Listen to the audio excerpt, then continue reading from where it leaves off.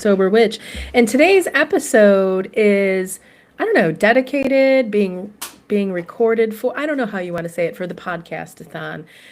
This is one whole week where podcasters from, I'm guessing throughout the world, pretty much dedicate their shows to a nonprofit. Well, in case you are not familiar with which one I selected, let's jump right into this. I selected, of course, the nonprofit that I founded, the Sovereign Phoenix. So let's talk. Let's share about this. I know I've talked about it before, but this whole episode is just around the nonprofit, and maybe there's some stories that I have not shared with you. You okay there? Sorry. I share my office with my partner, and so he's trying to put his headphones on, and it turned his music on. I don't know if you can hear that. Anyway, so there was this moment that I knew my life was going to change in ways that I never could have expected. And I didn't plan the Sovereign Phoenix. It was not like, it wasn't on my list of things to do to create a nonprofit. Spirit was what told me and informed me that this was going to be happening. This would have been spring of 2024. And I kind of had a little bit of rumblings, curiosities, I suppose you could say, early in the year in 2024, right? Probably in January, February. For whatever reason, I started out by thinking about how lovely it would be if we had a space to be able to do a lot of the work that we were doing, right? And so at that particular time, I had been traveling around to a lot of psychic fairs. I knew that, at that particular time, I knew that I wanted to continue that. I wanted to teach more psychic development. I wanted to do more Reiki. I wanted to do all of these things. And I was like, what a wonderful thing if we could actually find a way to have like some kind of space, some physical space. And that's how it originally started out. And I started like looking at church buildings and pricing what they would be. And there were some that were like 75,000 and some that were 1.5 million. And I was like, wow, this is a lot. It wasn't until I left my corporate job that year, which was the end of April, that things started to change, right? I, again, thought I knew why I was leaving. I had created a lot of psychic development workshop, programming. I had some other classes and programs that I had been teaching. I was a professional psychic medium. I had handfuls of clients, some private clients, that I was working with one-on-one. And I'd been building that for 4 years at that particular point. I'd been juggling a full-time job and that for 4 years. And when I had stepped out, I was exhausted. I was burnt out. Like completely. I'd been burning the candle at like both ends and in the middle, and I really didn't have much left. And I found myself sitting there. I was in deep reflection. I was crying. I was overwhelmed, wondering what in the world, like how I was going to be able to continue, right? Because I was so wiped. And Spirit spoke to me and asked if I was ready, and I guess looking back, maybe I would have known that this, like, maybe I did know that this was coming, right? But it wasn't, maybe it was in my subconscious, but it certainly wasn't in my conscious, awareness up until this time, right? And I say this because even though I had entered recovery through a traditional 12-step program in 2019, I completed 90 meetings in 90 days.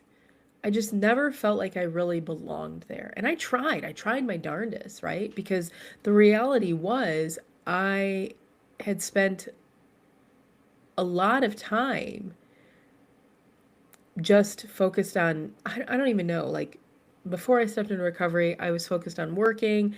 I was focused on volunteering. yeah, just all of these things. And so I knew that I needed a new way. And so I did. I tried to hang out with the ladies. I tried to, extend invites to folks. Um, but the things that were actually keeping me sober were not the things that I felt comfortable talking about at the tables, right? These were my spiritual practices, my connection to spirit. Like I started to see things. The moment I stopped drinking, spirit started to show itself to me. I could see, I remember there was a time that I sat at the tables and there was an empty seat and I could see my grandfather sitting at the table with me, right? I remember another time where I was sitting in a meeting and I had shared turning something over to my higher powers. And after the meeting, I had somebody pull me aside and ask me what I meant by that, right? So I explained it. That I work with the gods and the goddesses and my ancestors. And I don't think I referred to myself as like being a witch at that point, but I certainly was talking about my practices. And their eyes just kind of glazed over and they didn't know what to do with that. And, this has just stuck with me this entire time. I realized something really important at that moment is I was different. And I've realized over the years that there are probably a lot of other witches in recovery spaces that felt the same way. I now know that, right? As having done all of this work for the last year and a half now.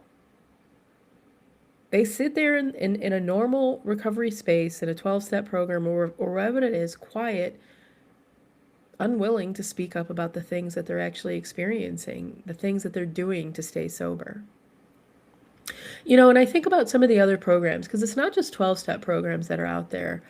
Smart Recovery, all about dialectical behavior therapy, incredibly helpful, dialectical behavior therapy. But still, there's not going to be a spiritual practice in that particular thing. Dharma recovery, the beliefs of a Buddhist are different than the practices and the beliefs of a witch, right? So it was in this 2024 that the idea of the Sovereign Phoenix started to take shape, right? It'd probably been planted the moment I stepped into recovery, but it was really at this particular time that it started to take shape. And it came out of these conversations with spirit, and it came out of looking at the world around me. At that time, there started to become some real discomfort in our country.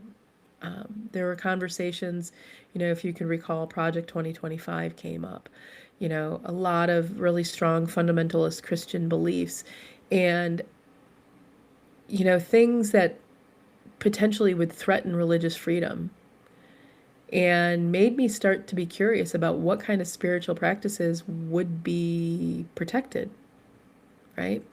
And I found myself asking a really important question at that point was what would happen if my practice of witchcraft was threatened? What would that do to my recovery? Right? What would it do if I had to go back into the broom closet and no longer felt comfortable being the witch that I was called to be? Right? Because this wasn't just a hobby, right? This was the medicine that I was taking every single day to stay sober and to stay in recovery. Which this led to the other realization, which is if I really wanted to protect my path for me, I also had the opportunity to protect this path for others. And I needed to organize it in the exact same way that other spiritual traditions have organized themselves, and that was as a religion. So the Sovereign Phoenix was born, and it was born as a religious nonprofit devoted to witches in recovery. And these are woven together. The fellowship exists to reclaim recovery through witchcraft, spiritual sovereignty, and soul evolution, right? I believe that traditional recovery programs can work for a lot of people, right? I think the relapse rates are pretty darn high, but the truth and the reality is they do work for a lot of people. There are a lot of folks that are in these programs that have long-term recovery under their belt. There's a lot of people that return even after they have had a relapse and continue now for more years. But they're not designed for a witch, right? A lot of these programs are going to emphasize a higher power, And they're going to talk about it in a singular fashion.